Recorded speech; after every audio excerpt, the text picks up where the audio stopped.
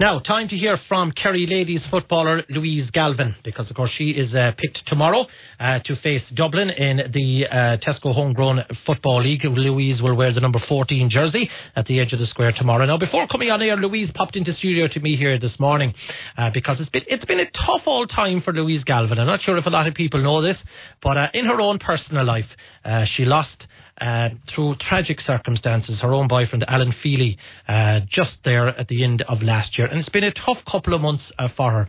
She's been speaking about that to me, and of course as well about her, I suppose, sporting achievements at the moment. And I first of all began by putting it to Louise that it's been a busy time of the year for her. Yeah, this time of the year is usually busy enough, combining football and basketball. You're involved in basketball this evening?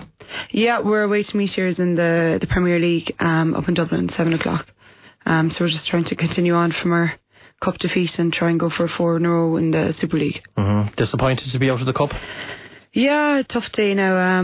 Went to overtime the final, but look, we were going for 3 in a row and we'd beaten Glenmire in previous years, and maybe on the balance of things they might have had that little bit of extra hunger on the day, and when it came down to overtime they probably deserved it that little bit more, and that's the way sport goes, you know. So I suppose the beauty of basketball is, you know, the cup is probably seen as the main event, but in other sports you have to wait till the following season to redeem yourself.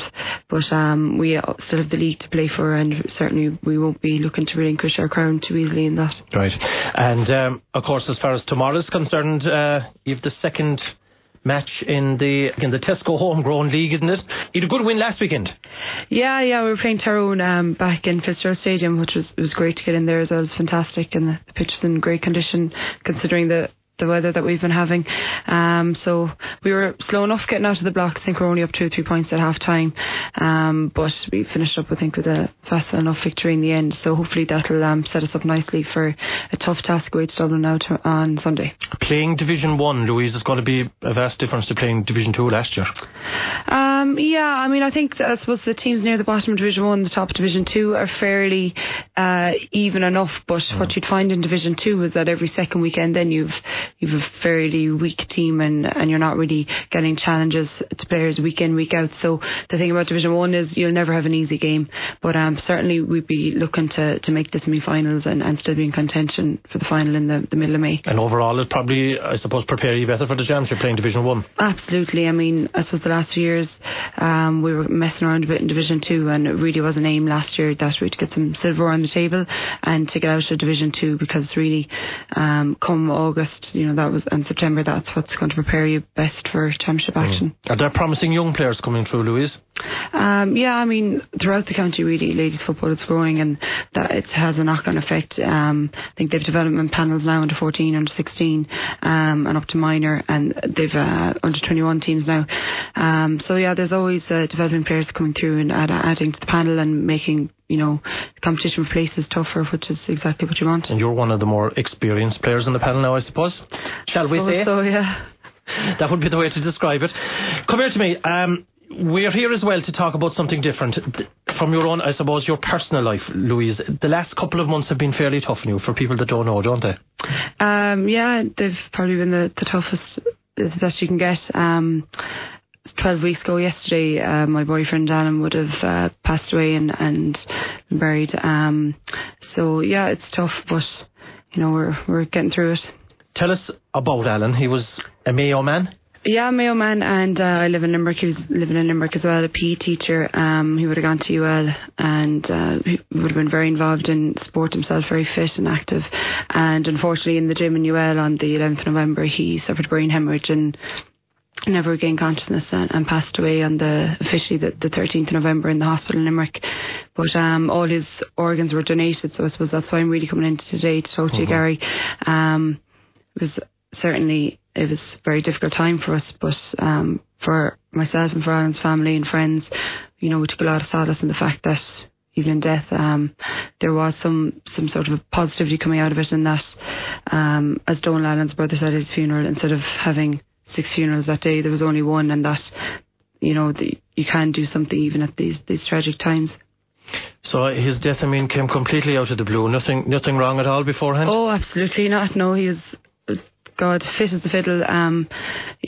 It's quite ironic really that he collapsed in the gym because, as his mom said, you would have thought he had a friend called Jim. He was there so often.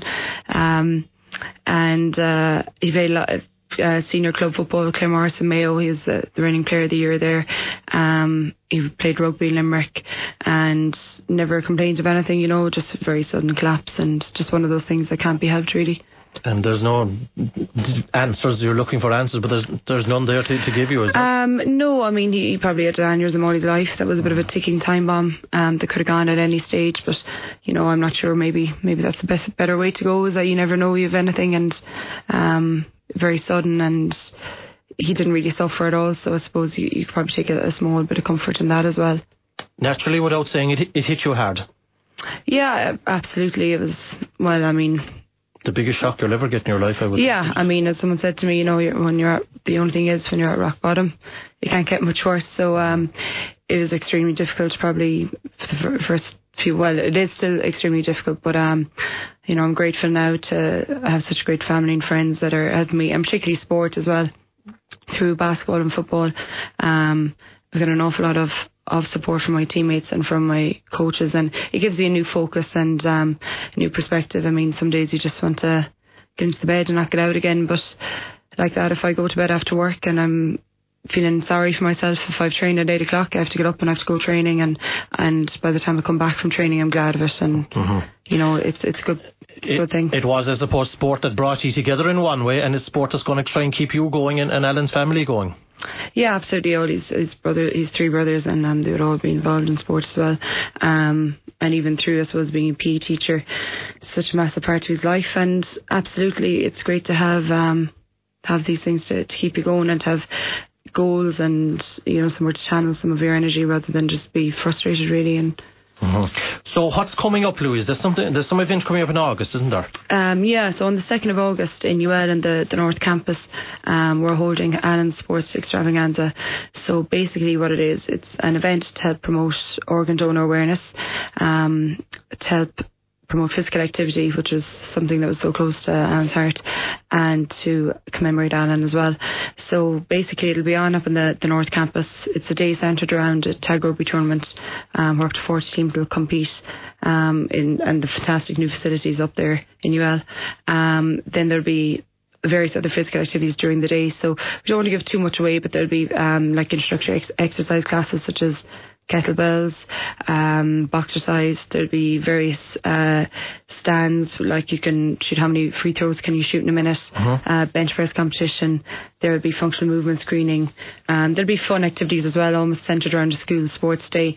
And then there'll be, a few surprises that we don't want to give away too much. Right. And that night then in South Court Hotel in Raheen in Limerick, there'll be a ball where there'll be prize giving speeches from various celebrities that have confirmed their attendance, such as Micheál Maherty, who we're very grateful that he will help us out in the day. Jackie Hurley from RT will be there as well.